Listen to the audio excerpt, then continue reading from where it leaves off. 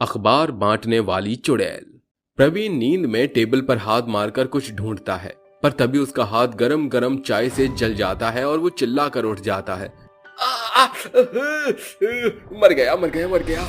सुधा, अरे सुधा कहाँ हो तुम? इतनी भी समझ नहीं है कि चाय को कहाँ रखते हैं? तुम्हें पता नहीं है कि आंख खुलते ही मुझे सुबह न्यूज़पेपर चाहिए होता है।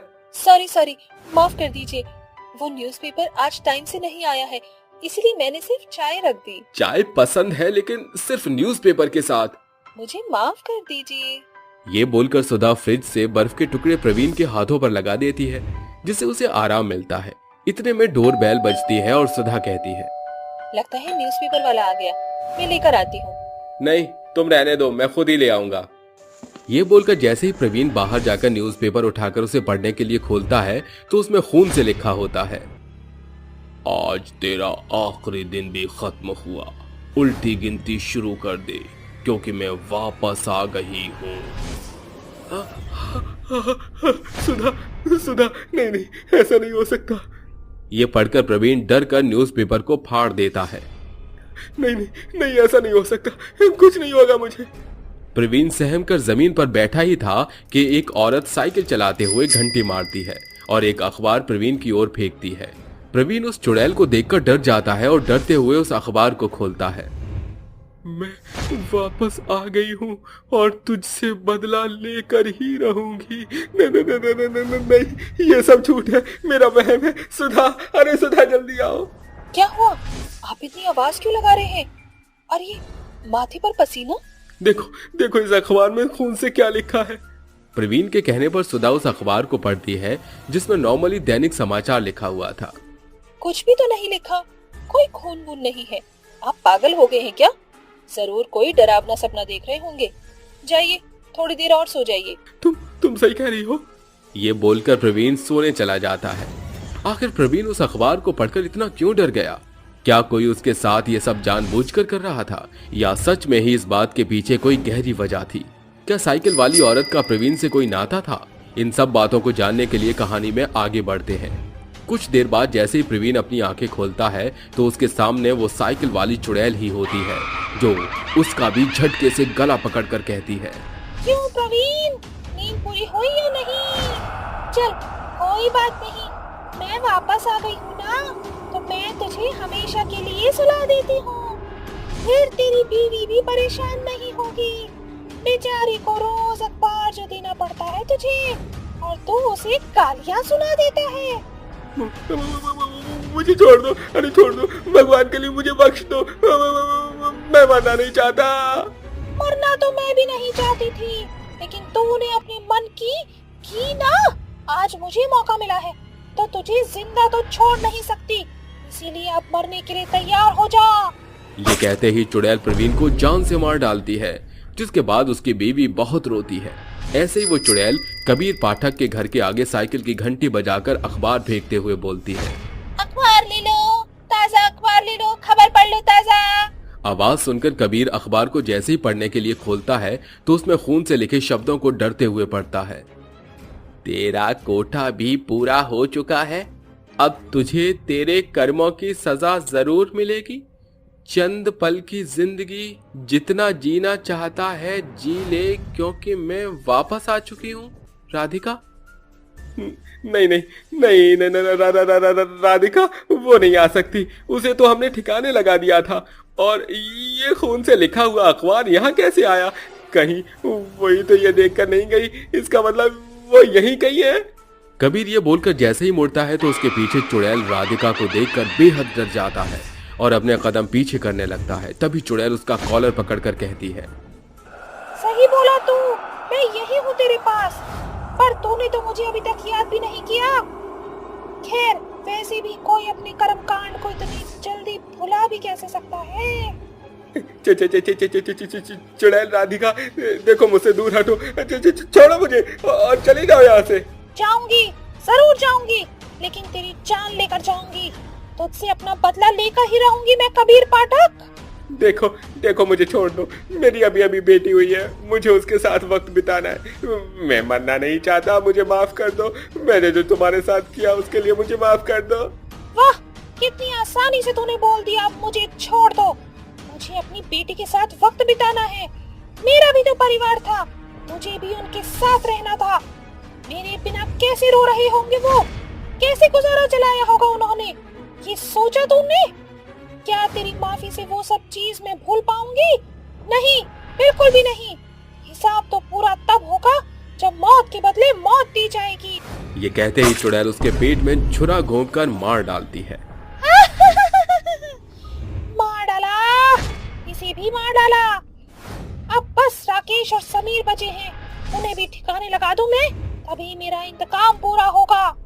इसी तरह चुड़ैल राकेश की भी जान ले लेती है और अब वो समीर को भी इसी तरह न्यूज़पेपर देकर उसे मारने वाली होती है कि तभी उसकी पत्नी रीटा उसके सामने आकर समीर की ढाल बन जाती है और रोते हुए कहती है, नहीं नहीं, मैं तुम्हें अपने पति को मारने नहीं दूंगी। तुम्हें जो कहना है मुझे कहो। मैं निर्दोष लोगों को बिल्कुल नहीं मारती। बेहतर होगा तू मेरे सामने से हट जा। आज इसके किए की सजा इसको देकर ही रहूंगी। नहीं, ऐसा कुछ नहीं होने दूंगी मैं। पहले तुम बताओ तुम कौन हो और क्यों मेरे पति को मारना चाहती हो? क्या किया है इन्होंने? तुम्हारा पति कोई दूध का धुला नहीं है। इसकी कड़वी सच्चाई मैं तुम्हें आज बताती हूँ। 1 साल पहले की बात है। मैं राधिका अखबार बांटने का काम किया करती थी। ऐसे ही एक दिन सुबह के सारे अखबार मैंने बांट दिए थे। मैं अपना काम खत्म करके मिल में जैसे ही आई तो वहाँ के बॉस ने बोला, अरे शेखर तो आज रात को आ ही नहीं पाएगा, तो हमारे न्यूज़पेपर दूसरे डिपार्टमेंट तक कैसे डिलीवर होंगे? अगर ये पेपर रात में नहीं पहुंचे तो सुबह भी लोगों तक नहीं पहुंच पाएंगे। कोई तो बताओ कौन करेगा? अरे उसे मैं एक्स्ट्रा चार्जेस दूंगा। अगर मैं इस चीज के लिए हाँ कर दूं तो मैं आई बाबा की आंखों का इलाज करवा पाऊंगी। इन पैसों से हाँ कर देती हूँ सर, मैं करूंगी ये काम। राधिका, मुझे गर्व हुआ कि तुम ये काम करोगी, लेकिन काम रात में होगा। क्या तुम कर पाओगी सेफ्टी के साथ? सर आप चिंता मत कीजिए, मैं कर लूंगी। ठीक है, तो अंशुमन से एड्रेस लेकर उस जगह पर न्यूज़पेपर पहुंचा देना। बॉस की बात सुनकर राधिका रात में न्यूज़पेपर के बंडल लेकर दूसरे डिपार्टमेंट जाने के लिए निकल जाती है, लेकिन रास्ते में 4 लड़के उसका रास्ता रोक लेते हैं और उसे जबरदस्ती करने लगते हैं। छोड़िए छोड़िए मेरा हाथ। कबीर सर, आप अपने डिपार्टमेंट की लड़की को भी आप ऐसे कैसे कर रहे हैं? हाँ तो क्या हुआ, हम तुम्हें जानते हैं, तुम इतनी खूबसूरत हो तो तुमसे मिलने तो आ ही सकते हैं हम सब। राधिका अपने आप को उन लोगों से छुड़ाती है, मगर वो लोग उसकी एक नहीं सुनते और जब राधिका भागती है तो वो उसे मार डालते हैं और डर के मारे उसे जिंदा पास के पार्क में दफना देते हैं। बताओ क्या गलती थी मेरी? सिर्फ अपने माँ बाप का सोचकर मैं उस रात निकली, लेकिन इन लोगों ने, जिसमें तुम्हारा पति शामिल था, उन सब ने मेरे साथ बदसलूकी की और मुझे मार डाला। इसीलिए मैं इन्हें मार डालूंगी। ये बोलकर चुड़ैल उसके पति को भी मार डालती है और अपना बदला लेकर वो हमेशा के लिए चली जाती है। ये कहानी सोनगढ़ गांव के पास वाले जंगल की है, जहां कोई भी आया जाया नहीं करता था। लेकिन एक रात की बात है।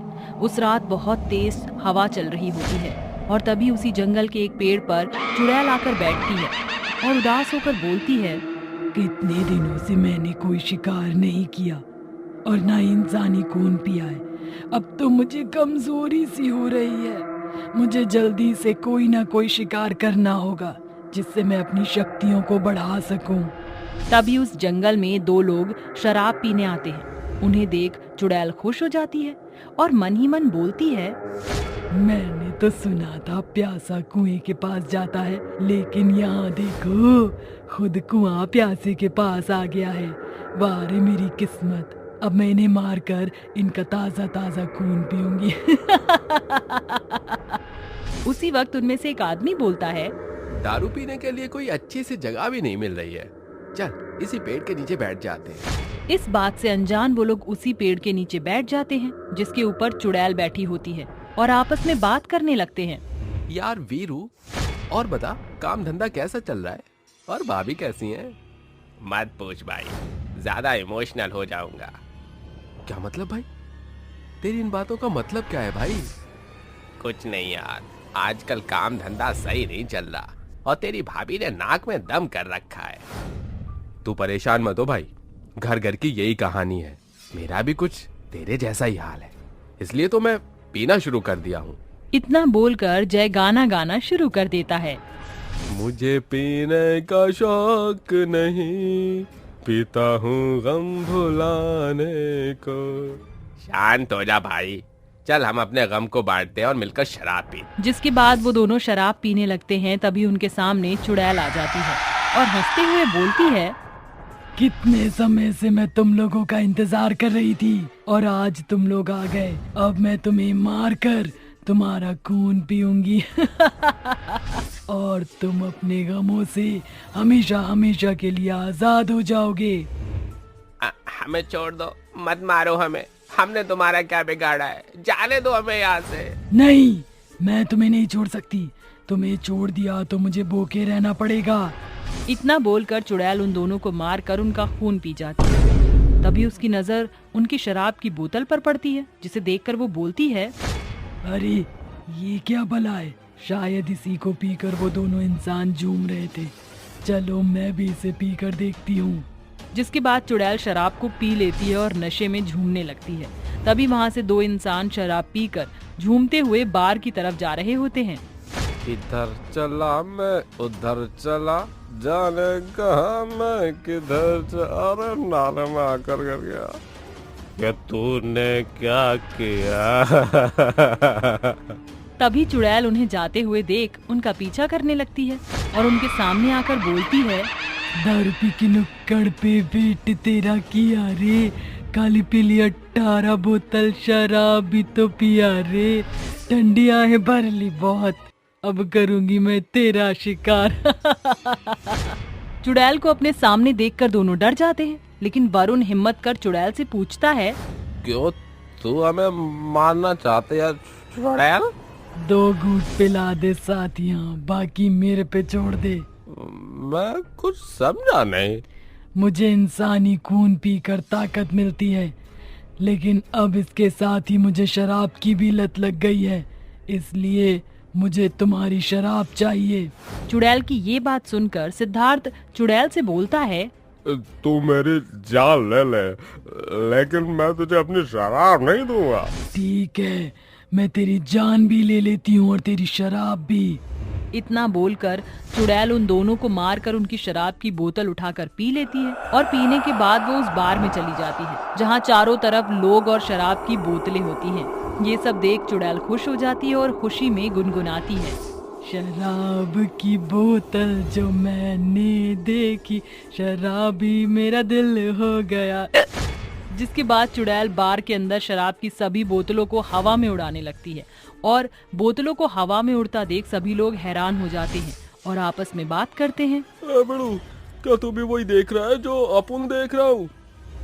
हट रहा हरकत, शराब पीने की वजह से तुझे कुछ ज्यादा ही नजर आ रहा है। मैं सच कह रहा हूँ बड़ू, तू ध्यान से देख। हाँ तू सही कह रहा है हलकट। ये सब होता देख बार के अंदर सभी लोग डर जाते हैं और वहाँ से भागने लगते हैं। तभी उनके सामने चुड़ैल आ जाती है और बोलती है, अब मैं किसी को भी नहीं छोड़ूंगी, सबको मार डालूंगी और उनका खून पीकर शक्तिशाली हो जाऊंगी और तुम लोगों को मारते ही मुझे इतनी सारी शराब भी मिल जाएगी। जिसके बाद चुड़ैल सभी लोगों को मारने लगती है और बार के अंदर भगदड़ मच जाती है। लेकिन जैसे तैसे गौरव अपनी जान बचाकर वहाँ से भाग जाता है और दौड़कर अपने घर जाता है और अपनी पत्नी राशि को सारी बात बताता है। जिसके बाद राशि उससे बोलती है, इस चुड़ैल ने सिर्फ आज तक गांव के उन लोगों को मारा है जो शराब पीते हैं। हमें इस बात का पता लगाना होगा कि आखिर वो सिर्फ उन्हीं लोगों को क्यों मार रही है, और इस बात का पता करने के लिए मेरे पास एक तरकीब है। और वो क्या है? कल हम गांव में सभी लोगों को बुलाएंगे और एक जगह पर बहुत सारी शराब इकट्ठा करेंगे, जिसे सुनकर चुड़ैल वहाँ आ जाएगी और जब वो आ जाएगी हम उसे बांध देंगे। जिसके बाद हम उससे पूछेंगे कि वो क्यों लोगों को मार रही है। वाह रे मेरी रानी, क्या तरकीब निकाली है। अगले दिन सुबह होने पर राशि ऐसा ही करती है। जिसके बाद चुड़ैल शराब को सूंघते हुए वहाँ आ जाती है और शराब पीने लगती है। तभी गांव के सभी लोग मिलकर चुपके से उसके ऊपर जाल फेंक देते हैं और वह उसमें फंस जाती है, क्योंकि वो जाल कोई साधारण जाल नहीं होता है, उस पर हनुमान जी का सिंदूर लगा होता है। जिसकी वजह से चुड़ैल उसमें तड़पने लगती है और गुस्से में बोलती है, ये तुमने अच्छा नहीं किया, एक बार मैं इस जाल से निकल जाऊं, उसके बाद सबको जिंदा चबा जाऊंगी। पहले तू हमें ये बता कि क्यों तू इन लोगों को मार रही है। उसके लिए तुम्हें मेरी पूरी कहानी सुननी होगी। इतना बोलकर चुड़ैल अपनी आप बीती गांव वालों को सुनाने लगती है। मेरा नाम कमला था और मेरा बाप एक शराबी था। एक दिन वह शराब पीकर जुआ खेल रहा होता है और जुए में सब कुछ हार जाता है। जिसके बाद वो घर आते हैं और मुझसे कहते हैं, आज मैं जुआ खेल रहा था और जुए में तुझे दांव पर लगाया। अब तुझे वो लोग यहाँ से ले जाएंगे। मुझे माफ कर दे बेटी। ये आपने क्या किया बाबूजी? एक जुए के पीछे आपने अपनी बेटी की जिंदगी दांव पर लगा दी। कोई दुश्मन भी अपनी बेटी के साथ ऐसा नहीं करेगा। मैं आपको कभी माफ नहीं करूंगी। इतना बोलकर कमला रोते हुए घर से निकल जाती है और स्टेशन पर जाकर आत्महत्या कर लेती है। और तभी से मैंने कसम खाई थी कि मैं इस दुनिया में एक भी मर्द को जिंदा नहीं छोड़ूंगी। सभी मर्द को मार दूंगी और अपनी मौत का बदला लूंगी और इस दुनिया का सारा शराब पीकर खत्म करूंगी, ताकि फिर कभी किसी बेटी के साथ ऐसा अन्याय ना हो। और अब इन लोगों को भी मार दूंगी। मैं मानती हूँ जो तुम्हारे साथ हुआ वो गलत था, लेकिन तू अपनी मौत की खुद जिम्मेदार है। इसमें इन लोगों की कोई गलती नहीं है। अब तू यहाँ से वापस चली जा, नहीं तो हम तुझे मार देंगे। नहीं, मैं यहाँ से कहीं नहीं जाऊंगी। चुड़ैल के इतना बोलते ही गांव वालों को गुस्सा आ जाता है और वह सभी मिलकर चुड़ैल को उसी शराब से जला देते हैं और चुड़ैल जलकर राख हो जाती है और गांव उस चुड़ैल से मुक्त हो जाता है। भूतिया डिनर।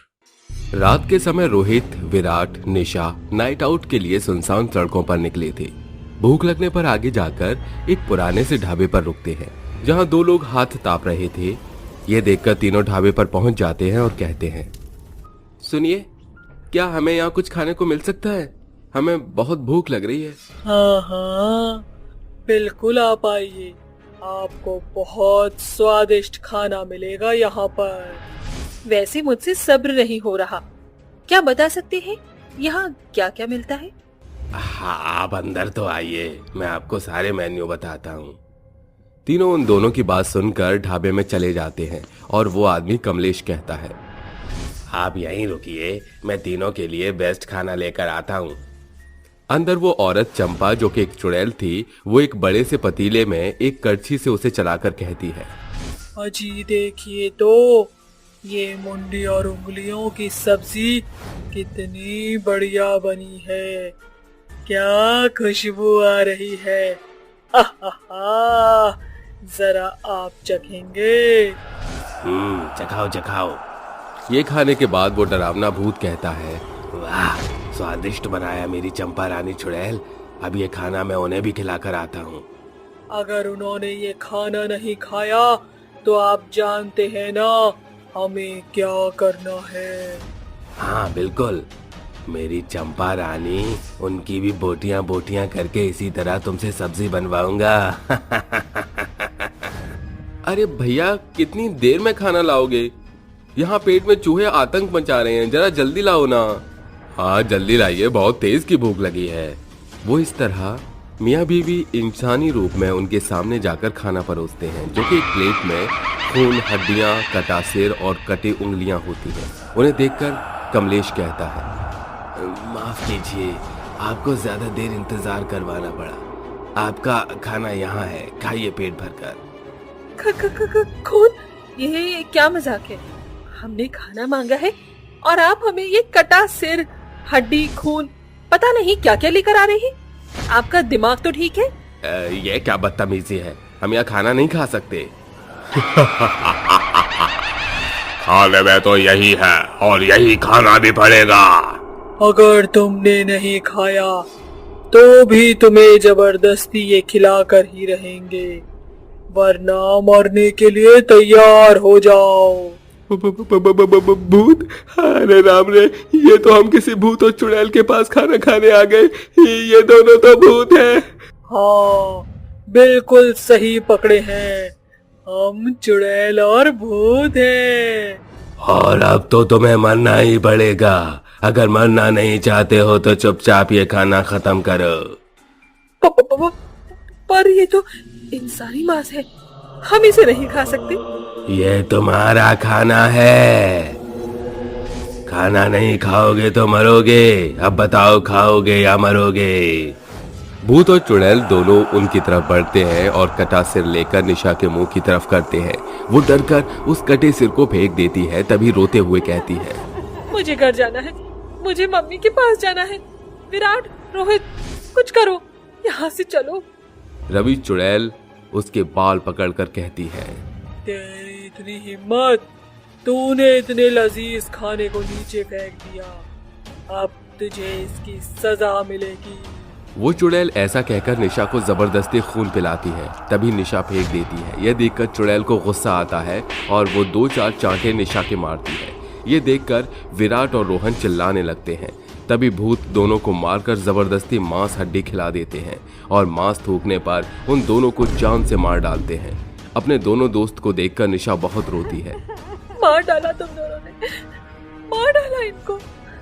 आखिर हमने तुम्हारा क्या बिगाड़ा था जो ये सिला दिया?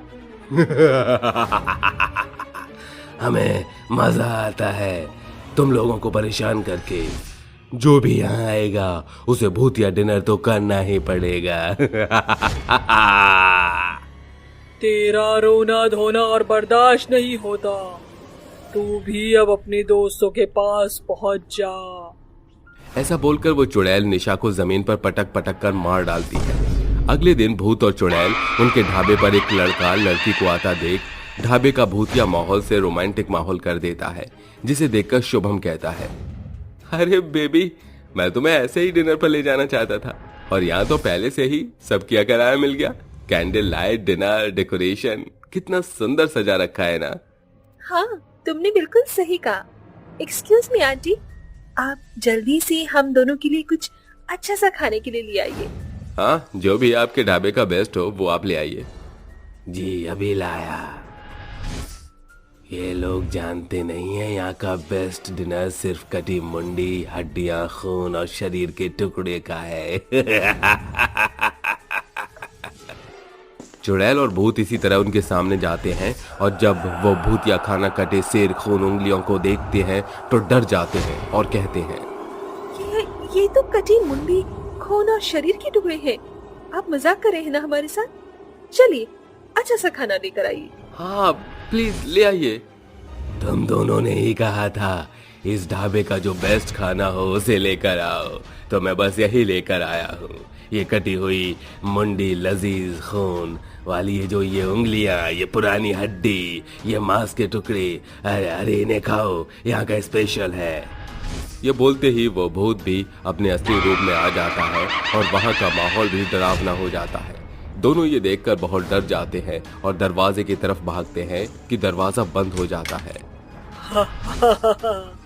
अब तो तुम्हें ये खाना ही होगा। आओ हमारे साथ भूतिया डिनर करो।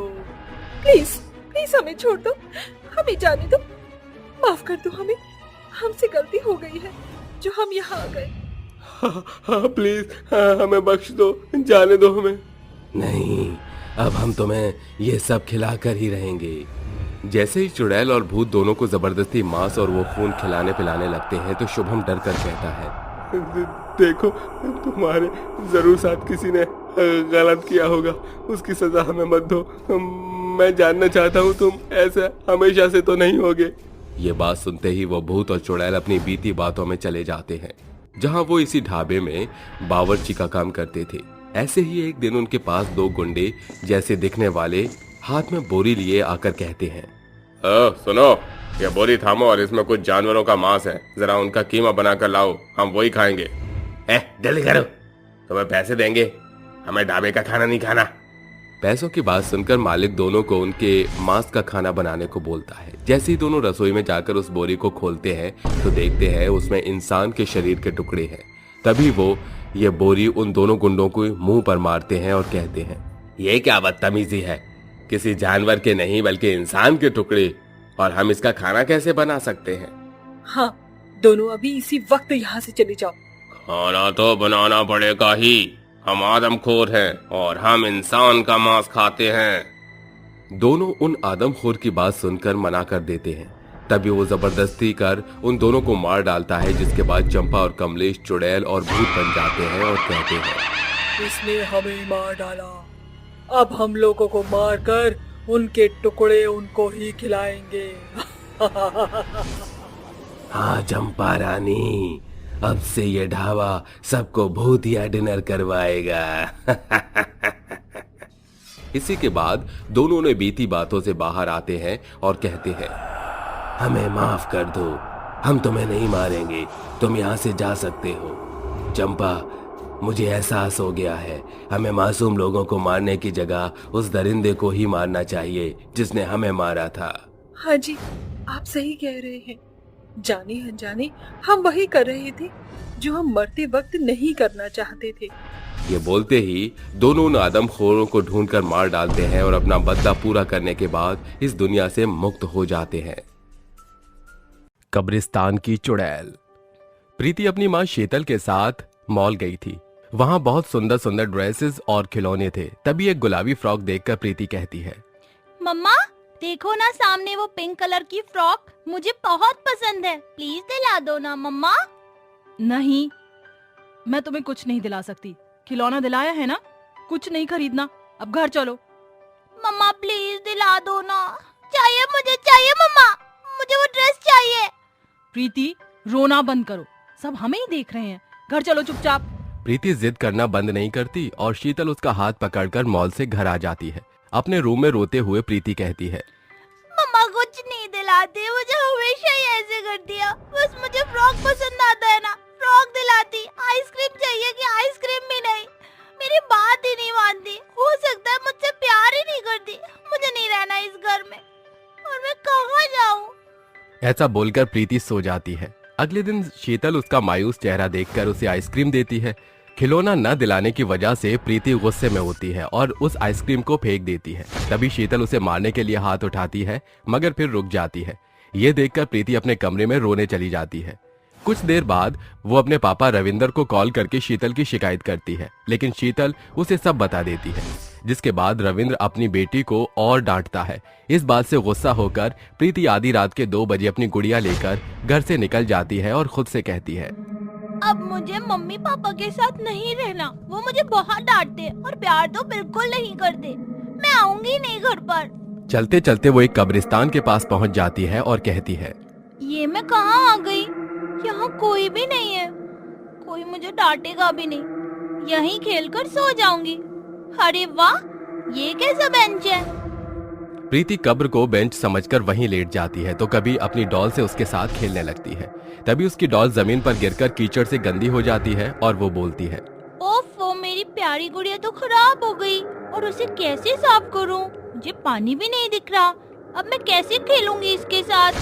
तुम्हारी डॉल खराब हो गई ना प्रीति? क्या तुम्हें नई डॉल चाहिए? मैं तुम्हें लाकर दे सकती हूँ। अरे ये आवाज कहाँ से आ रही है? कौन है यहाँ? मैं हूँ चुड़ैल। तुम्हारी ये छोटी सी डॉल खराब हो गई है ना? मैं तुम्हें इससे भी ज्यादा अच्छी और बड़ी डॉल देती हूँ। ऐसा बोलते ही चुड़ैल उसे अपनी जादुई शक्ति से एक बड़ी सी गुड़िया देती है, जिसे देखकर प्रीति कहती है, अरे वाह आंटी, ये तो बहुत सुंदर डॉल है, इतनी बड़ी तो मुझे कभी मम्मी ने भी नहीं दिलाई, क्या मैं उसके साथ खेल सकती हूँ? हाँ बिल्कुल, तुम इसके साथ खेल सकती हो, अब से ये तुम्हारी ही डॉल है। सच्ची आंटी? हाँ बिल्कुल। क्या तुम्हें चॉकलेट चाहिए? मुझसे मांग सकती हो, तुम्हें सब दे सकती हूँ। हाँ आंटी, मुझे चॉकलेट चाहिए, और हाँ, मम्मी ने जो मुझे पिंक वाली फ्रॉक नहीं दिलाई थी, मुझे वो भी चाहिए। बस इतनी सी बात, अभी तुम्हें मैं सारी चीज ला कर देती हूँ। ये बोलते ही चुड़ैल प्रीति की मांगी हुई सारी चीज उसके सामने रख देती है और प्रीति को वो पिंक फ्रॉक पहना देती है। ये देखकर वो कहती है, अरे वाह, ये तो वही ड्रेस है जो मुझे मम्मी ने दिलाई नहीं थी। Thank you aunty. अच्छा आंटी, अब मैं घर चलती हूँ। नहीं रुको, तुम अपने घर नहीं जा सकती हो। पर आंटी, मेरी मम्मी ढूंढेंगी मुझे। ठीक है, तुम अपने घर जा सकती हो, लेकिन एक शर्त पर, तुम्हें हर रोज इसी समय मेरे पास आना होगा। मैं तुम्हें बहुत सुंदर सुंदर खिलौने दूंगी। ठीक है आंटी, मैं रात को आऊंगी। ये सुनकर प्रीति उसकी दी हुई चॉकलेट लेकर घर चली जाती है।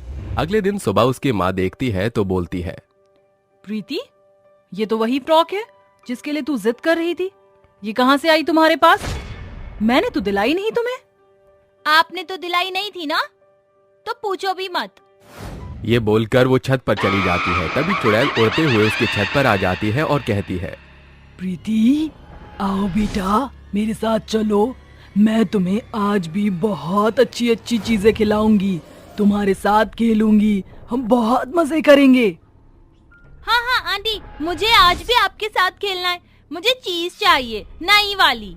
चुड़ैल की बात सुन प्रीति उसके साथ कब्रिस्तान चली जाती है। वहाँ चुड़ैल के साथ आंख मिचोली खेलते हुए कब्रों के पीछे छुप रही थी, तो कब्रों पर कूद भी रही थी, तो कभी नई गुड़िया के साथ खेल रही थी। दोनों एक दूसरे के साथ खेलकर बहुत खुश थे। तभी प्रीति थक कर बैठ जाती है और कहती है, आंटी आज मैं बहुत थक गई हूँ, मुझे नींद आ रही है, अब नहीं खेला जा रहा। अच्छा, आओ मेरी गोद में सिर रख लो और सो जाओ। मैं तुम्हें लोरी सुनाती हूँ।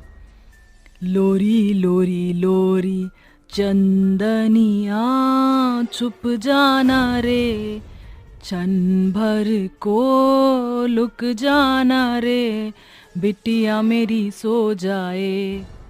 लोरी सुनते ही प्रीति चुड़ैल की गोद में सो जाती है। कुछ देर बाद जाकर प्रीति वापस घर चली जाती है। ये सिलसिला यूं ही चलता रहता है। ऐसे ही एक दिन प्रीति बहुत देर तक नहीं आती। रात में शीतल और रविंद्र अपनी बेटी को देखने जाते हैं, तो वो उन्हें कमरे में नहीं मिलती। दोनों सुबह तक अपनी बेटी का इंतजार करते हैं कि प्रीति आ जाती है। उसके हाथ में चॉकलेट और गुड़िया देखकर दोनों ही हैरान हो जाते हैं। कुछ कहते उससे पहले रविंद्र उसे रोककर कहता है, शीतल नहीं, अभी इसे कुछ मत कहो। ये रोज कहाँ जाती है और ऐसा बर्ताव क्यों करती है, ये हमें पता लगाना होगा। आप ठीक कहते हैं। दोनों रात में सोने का नाटक करते हैं और जैसे ही शीतल उठकर चुड़ैल के साथ कब्रिस्तान जाती है, वो दोनों भी उसका पीछा करते हुए कब्रिस्तान पहुंच जाते हैं। ये देखकर दोनों हैरानी से बोलते हैं, हे भगवान, मेरी बेटी पर चुड़ैल ने कब्जा कर रखा है। वो रोज इस चुड़ैल के पास आती है, इसीलिए वो हमसे नफरत करने लगी है और उसके साथ ज्यादा रहने लगी है। मैं अपनी बेटी को लेकर आती हूँ अभी। नहीं शीतल, रुको, तुम ऐसा कुछ नहीं करोगी। तुम्हें पता ही है चुड़ैल बहुत शक्तिशाली है, हमारी बेटी को इतनी आसानी से नहीं देगी। हमें किसी तांत्रिक की जरूरत पड़ेगी। अपनी बेटी को इसके चंगुल से निकालने के लिए हमें वापस लौटना होगा, अभी इसी वक्त। रविंद्र की बात सुनकर शीतल पत्थर रखकर अपने कदम वापस ले आती है और दोनों इसी क्षण एक तांत्रिक के पास जाकर अपनी बेटी की मदद के लिए गुहार लगाते हैं, जिसके बाद वो तांत्रिक अपनी सारी तंत्र मंत्र की जरूरत वाली चीजों को उस कब्रिस्तान में ले आता है। चुड़ैल के सामने जाकर उस पर फेंकता है। तभी चुड़ैल गुस्से से कहती है, कौन है? कौन मेरे और प्रीति के बीच में आया है? काली चुड़ैल एक बच्चे पर कब्जा करके उसके साथ खेलती है, उसे कब्रिस्तान में बुलाती है। शर्म नहीं आती? छोड़ दे इस बच्ची को, इसके माँ बाप इसे लेने आए हैं। नहीं दूंगी, प्रीति को मैं किसी को भी नहीं दूंगी। ये मेरी बेटी है, मैं इसे कहीं नहीं जाने दूंगी। इसके साथ खेलती हूँ, खुश रहती हूँ। लगता है तू ऐसे नहीं मानेगी, मुझे ही कुछ करना पड़ेगा। ये बोलते ही तांत्रिक चुड़ैल पर अभिमंत्रित बभूत फेंकता है, जिससे चुड़ैल तब भी उसका हाथ नहीं छोड़ती। प्रीति, मेरी बच्ची, मेरे पास आ जा। नहीं दूंगी प्रीति, कहीं नहीं जाएगी। लगता है चुड़ैल को तुम्हारी बेटी से ज्यादा मोह हो गया है, इसलिए तुम्हारी बेटी को छोड़ नहीं रही। मुझे इसे वापस उसी कब्र में बंद करना होगा, तभी तुम्हारी बेटी को छोड़ेगी। ऐसा बोलते ही तांत्रिक अपने कठोर मंत्र के उच्चारण से उस पर गंगा जल डालता है, जिसके बाद चुड़ैल तिल मिलाकर कहती है, छोड़ छोड़ मुझे तांत्रिक, छोड़। आ जा चुड़ैल जा, अपनी कब्र में वापस जा। छोड़ दे इस बच्ची को, जा अपनी कब्र में। ये बोलते ही चुड़ैल उसकी बात सुनकर वापस अपने कब्र में चली जाती है और तांत्रिक उसकी कब्र को तंत्र मंत्र विद्या से बांध देता है, जिसके बाद प्रीति खुशी खुशी अपने माँ बाप के साथ रहने लगती है। चुड़ैल और भूतिया कुत्ते की शादी। रात का समय था, चांद की रोशनी धरती पर पड़ रही थी। उस चांद की रोशनी में भयंकर चुड़ैल पीपल के पेड़ के नीचे बैठकर किसी का इंतजार कर रही थी। ओह, वो पता नहीं ये नालायक कहाँ रह गया। मैं कितनी देर से इसका इंतजार कर रही हूँ, भगवान जाने कब आएगा। मैंने तो सुना था कि लड़कियां लड़कों को वेट करवाती हैं, लेकिन यहाँ तो उल्टा ही है, ये कुत्ता मुझसे वेट करवाता है। वो चुड़ैल इतना बोल ही रही थी कि तभी वहाँ पर एक भूतिया कुत्ता दौड़ते हुए आता है। अरे मेरी जानू, मुझे माफ कर दो, गलती से आज मैं लेट हो गया। क्या तुम्हें पता नहीं कि लड़कियां वेट करवाती हैं लड़कों को, लड़के नहीं? अरे मेरी जानू, अब मान भी जाओ, मैं मानता हूँ मेरी गलती है, लेकिन मैं जल्दी अपने घर से नहीं निकल पा रहा था, इसलिए मुझे आने में देरी हो गई। गलती तुम्हारी नहीं, गलती हमारी है। काश हम लोगों ने उस दिन उस देवता का मजाक नहीं बनाया होता, तो शायद आज हम अपने असली रूप में होते। हम दोनों अपना जीवन कितना खुशहाल तरीके से व्यतीत कर रहे थे, लेकिन हमारी एक छोटी सी गलती ने हमारा सब कुछ बर्बाद कर दिया। सीलमपुर गांव में सुनीता और विवेक नाम के एक लड़का और एक लड़की रहते थे। वो दोनों आपस में एक दूसरे से बहुत प्रेम करते थे, लेकिन उन दोनों के प्यार के साथ साथ उन दोनों को खुद पर बहुत घमंड था, क्योंकि वह दोनों उस गांव में काफी सुंदर थे। यदि उन लोगों के पास कोई आता तो वह उसका मजाक बनाकर उन्हें भगा दिया करते। ऐसे ही एक बार की बात है, विवेक और सुनीता एक पार्क में बैठकर आपस में एक दूसरे से बात कर रहे थे। यार सुनीता, तुम जल्दी से अपने घर वालों को मना लो। उधर तुमने अपनी फैमिली को शादी के लिए राजी किया, इधर मैं अपने माँ बाप को तुम्हारे घर पर लेकर आ जाऊंगा। हाँ विवेक, मैं अभी घर जाऊंगी और अपने माँ बाबा को तुम्हारे बारे में सब कुछ बता दूंगी। जहाँ तक मैं जानती हूँ कि उन्होंने मेरी हर एक डिमांड पूरी करी है, तो शायद वो मेरी इस इच्छा को भी जरूर पूरा कर देंगे। वह दोनों आपस में बात कर ही रहे थे कि तभी वहाँ पर एक अजीब सा दिखने वाला आदमी आता है, जिसका चेहरा काले धब्बों से भरा हुआ था।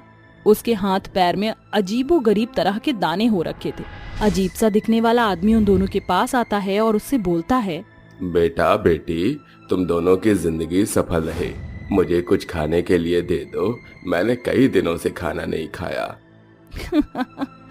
विवेक, देख रहे हो ये भद्दा सा दिखने वाला आदमी हम लोगों के पास आता और हमसे उम्मीद करता है कि हम इस घिनौने इंसान को पैसे देंगे। हाँ, तुम बिल्कुल सही बोल रही हो सुनीता, ये गंदा सा दिखने वाला आदमी को हम छूना भी पसंद नहीं करेंगे। हो भद्दे से दिखने वाले आदमी, सुन लिया तूने? अब चल निकल यहाँ से, तेरे लिए हम लोगों के पास कुछ भी नहीं है, समझा तू? उसकी ये बात सुनकर वह भद्दे से देखने वाले आदमी के चारों तरफ एक तेज रोशनी चमकती है और वह आदमी एक भद्दे से आदमी से तब्दील होकर एक देवता में बदल जाता है। वो देवता उन दोनों को बोलते हैं, अरे मूर्ख इंसान, मैं तुम्हारी परीक्षा ले रहा था। मैंने तो ये सोचा कि तुम दोनों देखने में इतने अच्छे हो और तुम दोनों का प्यार काफी सच्चा भी दिख रहा था। ये सोचकर मैं तुम्हारे पास तुम्हारी परीक्षा लेने आया। मैं एक भद्दे आदमी का रूप लेकर जानबूझकर तुम्हारे पास आया, ये देखने कि तुम इन गरीबों की कितनी देखभाल करते हो।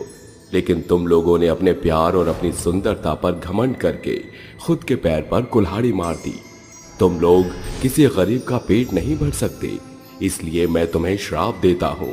ऐ लड़की, तू बहुत सुंदर है ना, इसलिए आज से बल्कि अभी से तू एक चुड़ैल बन जाएगी। और विवेक, तुम्हारी जबान कैंची के जैसी चलती है, इसलिए तुम एक कुत्ता बन जाओगे। तथास्तु। इतना बोलकर वह देवता अपने हाथों से एक जादू करते हैं और उस जादू से सुनीता एक चुड़ैल में तब्दील हो जाती है और विवेक एक भूतिया कुत्ते में तब्दील हो जाता है। खुद को इस तरह की हालत में देख चुड़ैल और कुत्ता दोनों ही उस देवता के पैरों में गिर जाते हैं और रोते हुए बोलते हैं, हमें माफ कर दीजिए, हमें नहीं पता था कि आप हमारी परीक्षा ले रहे हैं। हम ये भी नहीं जानते थे कि आप एक देवता हैं। हमसे बहुत बड़ी गलती हो गई। अब हम कभी ऐसा कुछ भी नहीं करेंगे जिससे गरीब लोगों को ठेस पहुंचे और नुकसान पहुंचे। हाँ, हमें माफ कर दीजिए, हम आपके पैर पकड़ रहे हैं, प्लीज। उन दोनों को रोता और गिड़गिड़ाता हुआ देख वह सिद्ध देवता उनसे बोलता है, ठीक है, मैं तुम्हें माफ करता हूँ, लेकिन मैं अपना श्राप वापस तो नहीं ले सकता। परंतु हाँ, यदि तुम अपने परिवार वालों के सामने अपने इस भूतिया वेश में जाओगे तो वो तुम्हें घर से निकाल देंगे, जिसके बाद तुम दोनों को अपने परिवार वालों को मनाना है। और जब वो तुम्हारी शादी करवाएंगे तब तुम इस श्राप से मुक्त हो जाओगे। इतना कहकर वह देवता वहाँ से गायब हो जाता है। मैं वह दिन कभी नहीं भूल सकती। खैर, जो हुआ उसको हम बदल तो नहीं सकते। चलो चलकर अब हम अपने अपने घर में चले जाते हैं। इतना कहकर भूतिया कुत्ता और चुड़ैल दोनों ही अपने अपने घर में जाकर एक दूसरे के बारे में बता देते हैं। जब यह बात उनके घर वालों को पता चलती है कि एक चुड़ैल और एक भूतिया कुत्ता आपस में एक दूसरे से प्यार करते हैं, तो वह उन्हें घर से निकाल देते हैं। जिसके बाद दोनों ही रोते हुए एक दूसरे के पास आते हैं और एक दूसरे को बोलते हैं, हमारे पेरेंट्स नहीं माने, लगता है हम लोगों को अपना पूरा जीवन इसी तरह व्यतीत करना होगा। तुम बिल्कुल सही बोल रही हो सुनीता, मुझे भी ऐसा ही कुछ लग रहा है। उन दोनों को बात करते हुए उन दोनों के पेरेंट्स देख लेते हैं, जिसमें से भूतिया कुत्ते की माँ उस कुत्ते से बोलती है, बेटा तुम कौन हो और तुम दोनों का क्या कनेक्शन है? मैं मानती हूँ कि तुम दोनों एक दूसरे से प्यार करते हो, एक पल को शायद हम तुम्हारी शादी भी करवा दें, लेकिन ये सोचकर हम तुम्हारी शादी नहीं करवा रहे क्योंकि तुम एक कुत्ते हो और वो एक चुड़ैल है। एक भूतिया कुत्ते और एक चुड़ैल की शादी कैसे संभव हो सकती है? उसकी ये बात सुनकर चुड़ैल और भूतिया कुत्ते उन सभी को अपना सारा सच बता देते हैं। ये सब सुनकर चुड़ैल के माँ बाबा और भूतिया कुत्ते के माँ बाप उन दोनों के माता पिता उन दोनों को गले लगाकर फूट फूट कर रोने लगते हैं। जिसके बाद हाथ जोड़कर विनती करते हुए चुड़ैल बोलती है, हम लोगों की शादी करवा दीजिए। यदि हम लोग एक हो गए तो हम लोग इस श्राप से मुक्त हो जाएंगे। मैं आप लोगों के आगे हाथ जोड़ती हूँ। हाँ मेरे बच्चे, हम लोग तुम्हारी शादी जरूर करवाएंगे और तुम इस श्राप से जरूर मुक्त हो जाओगे। इतना कहकर भूतिया कुत्ते और चुड़ैल के माता पिता दोनों ही एक दूसरे की शादी आपस में करवा देते हैं। और जैसे ही वह भूतिया कुत्ता और चुड़ैल के साथ फेरे पूरे होते हैं, वैसे ही दोनों फिर से एक इंसानी रूप में आ जाते हैं। जिसके बाद वह खुशी से अपना जीवन व्यतीत करने लगते हैं।